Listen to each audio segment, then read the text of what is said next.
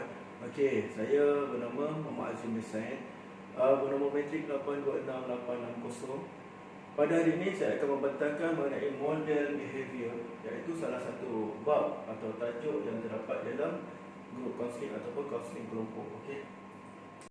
Okey, model behavior ini teori adalah teori behaviorism, iaitu kajian saintifik terhadap tingkah laku manusia. Pembelajaran berlaku apabila perubahan tingkah laku terhasil dari peneguhan dan maklum balas serta pengajaran. Seterusnya pengembangan pendekatan pelaziman responden sehingga teori pembelajaran sosial.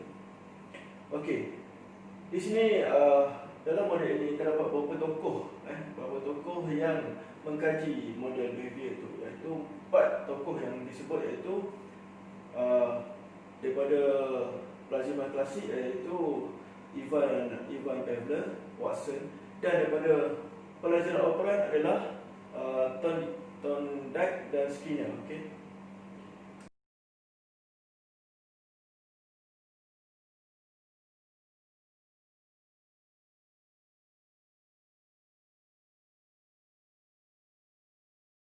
Di sini saya akan terangkan mengenai teori pelaziman klasik yang dipelopori oleh Pavlov dan Watson.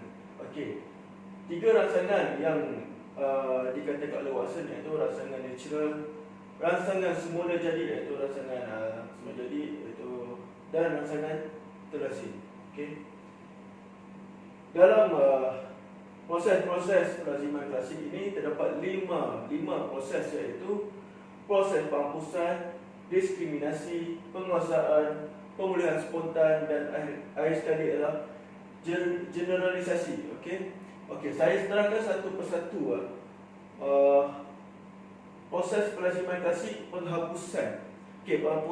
Penghapusan adalah perasaan takut atau fobia dari pengalaman, iaitu rangsangan negatif yang wujud dalam diri dan akan jadi peneguhan tingkah laku terlazim. Contohnya, individu naik kereta untuk ke satu destinasi, iaitu rangsangan itu adalah rangsangan natural, semula jadi. Tetapi apabila timbul perasaan cemas atau takut, itu adalah satu rangsangan baru, iaitu rangsangan tidak lazim. Dan apabila sebenarnya apabila kereta itu tidak akan berlaku kemalangan apabila kita berhati-hati. Tetapi ada individu yang mempunyai pengalaman lampau, misalnya aksiden dan sebagainya, akan dapat rangsangan yang tak terlazim, iaitu akan rasa cemas dan sebagainya apabila memandu kenderaan. Hasilnya individu itu akan fobia untuk naik kenderaan, iaitu rangsangan terlazim, iaitu fobia dan takut. Apabila rangsangan terlazim ini telah terjadi, dia akan takut. Sama ada menaiki kenderaan yang sama ataupun apabila melalui jalan sama akan timbul perasaan takut. Yang kedua adalah diskriminasi. Diskriminasi ini adalah rangsangan pada tertentu pada rangsangan, tidak terjadi pada rangsangan yang lain. Contohnya, apabila kanak-kanak berlari apabila mendengar bunyi kenderaan ibunya yang baru balik daripada kerja dan sebagainya, walaupun bunyi kenderaan itu adalah kenderaan jirannya, tapi lama-kelamaan kanak-kanak ini akan dapat bezakan sama ada bunyi kenderaan itu adalah pada ibunya ataupun daripada jirannya. Itulah adalah diskriminasi. Bermakna kanak-kanak ini telah dapat membezakan melalui pengalaman ataupun rangsangan gerak balas yang berulang-ulang. Diskriminasi maknanya dapat membezakan, maknanya tidak hanya pada sesuatu saja, tapi dia boleh membezakan. Yang ketiga adalah penguasaan. Penguasaan ini adalah organisme belajar sesuatu, ataupun satu benda objek yang hidup belajar sesuatu, gerak balas ataupun respons secara berperingkat. Semakin kerap mencuba, semakin kerap semakin kukuh penguasaan ke atas dirinya. Bermakna semakin kita berulang-ulang melakukan sesuatu itu, kita akan menguasai dan akhirnya akhirnya akan jadi terlazim, rangsangan terlazim. Okey, Pavlov dan Watson berpendapat penguasaan ini adalah tingkah laku yang boleh diperhatikan, dikawal dan diramal. Contohnya, teori Pavlov ni menggunakan anjing. Bunyi loceng beri makanan kepada anjing. Apabila bunyi loceng dibunyikan, anjing tidak mengeluarkan LU, bermakna dia tidak ada respon. Dan apabila tambah dengan makanan, anjing itu memberikan respon mengeluarkan LU dia. Setelah kerap dibunyikan loceng bersama makanan dan menjadi satu kebiasaan kepada anjing itu. Dan apabila loceng itu dibunyikan tanpa ada makanan, anjing itu pun akan merespon walaupun makanan tiada. Bermakna tindakan itu telah terjadi rangsangan terlazim daripada rangsangan tidak terlazim tadi. Loceng adalah rangsangan lazim, makanan adalah rangsangan terlazim, dan aliur yang bertindak balas adalah gerak balas terlazim oleh anjing tersebut. Yang seterusnya, pemulihan spontan. Pemulihan spontan ni kebolehan tidak balas yang telah terhapus dalam jangka masa atau yang lemah berbanding peralihan. Contohnya pemulihan spontan ni penagih kokain telah bebas dalam satu jangka masa telah bebas daripada penagihan dadah dan telah keluar daripada pemulihan dan sebagainya. Mungkin alami desakan untuk ambil semula apabila berhadapan dengan rangsangan seperti semut putih. Bermakna penagih kokain ni apabila nampak semut putih, dia keinginan dia, rangsangan dia untuk kembali kepada yang tabiat lama, itu penagihan kokain. Yang kelima, saya bagi ringkas ya. Yang kelima adalah generalisasi. Generalisasi ni adalah kebolehan rangsangan yang seakan sama dengan rangsangan terlazim. Contohnya, tekanan hidup dan perasaan marah. Tekanan hidup dan perasaan marah. Jika tak boleh mengawal perasaan marah tu, dia akan jadi marah di mana-mana tempat walaupun tekanan itu berbeza. Perasaan marah satu perasaan dan tingkah laku terlazim dalam diri sendiri.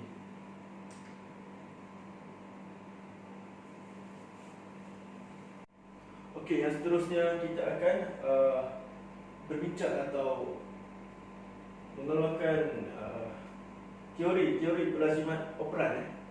Teori pelaziman operan. Teori ini adalah operan adalah tindak balas yang beroperasi ke atas sekitarnya, dan tindak balas atau tindakan adalah secara sukarela. Prinsip asas pelaziman operan ialah terdapat dua, iaitu konsep peneguhan dan denda. Konsep peneguhan ada positif dan negatif, iaitu peneguhan positif, rangsangan yang diberikan untuk tingkatkan kemungkinan tingkah laku berulang. Contohnya, kita memberi pujian atau ganjaran dan hadiah. Contohnya kita beri ganjaran, kita puji seseorang tu misalnya dalam kelompok, cara yang dia buat tu adalah betul dan sebagainya. So dia memberi rangsangan untuk dia mengulang lagi benda tu. So dia akan buat yang lebih baik lagi. Peneguhan negatif pula, peneguhan negatif adalah rangsangan yang boleh mengurangkan kemungkinan tingkah yang berulang. Bermakna sama ada denda sehingga dia berjaya membetulkannya. Contohnya anak menangis tersesak tidak diam, tetapi ibu mengangkat dan anak tu berhenti menangis. Ataupun latih tubi, kita bagi latihan kepada anak, latih tubi kesalahan yang dilakukan diperbetulkan sehingga berjaya.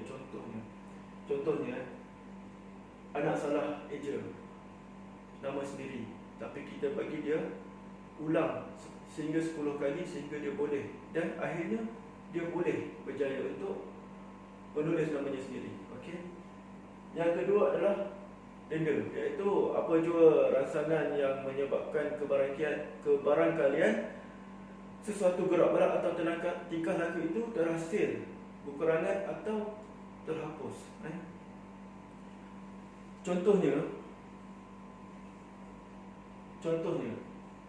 okey, anak ni suka bermain bola, tetapi tidak suka menolong ibu di dapur.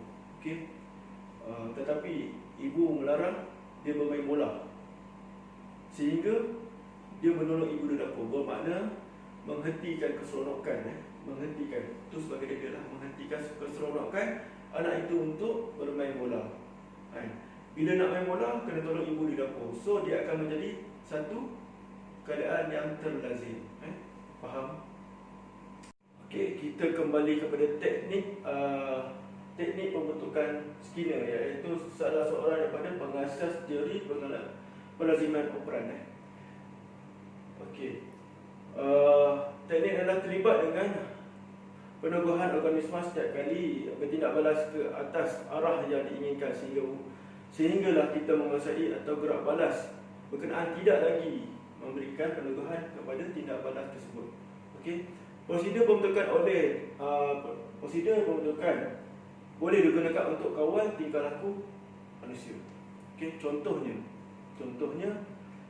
seseorang itu suka berjenaka di dalam satu kelas, ataupun suka berjenaka dalam satu sesi kelompok. Okey, apabila pelakon seseorang itu disokong oleh rakan-rakannya, apabila orang ketawa, apabila dia mengeluarkan kata-kata jenaka dan sebagainya, so dia akan memberikan galakan kepada seseorang itu untuk terus berjenaka. Bermakna seseorang tidak akan jadi pelawak jika tiada sesiapa yang ketawa ketika dia berjenaka. Okey, itu adalah teknik yang dikatakan pembentukan Skinner. Okey, so di sini dalam konseling kelompok ni, kita kena ada seorang ketua atau facilitator ataupun peranan pemimpin. Okey, pemimpin ini berperanan untuk memberi ilmu, kaedah dan rawatan yang sesuai yang diberikan kepada ahli-ahli kelompok. Okey, memberi gerakan kepada ahli lain, bantu ahli kelompok yang lain. Okey, faham tentang rangsangan dan tidak balas, iaitu berkenaan dengan behavior yang iaitu tingkah laku.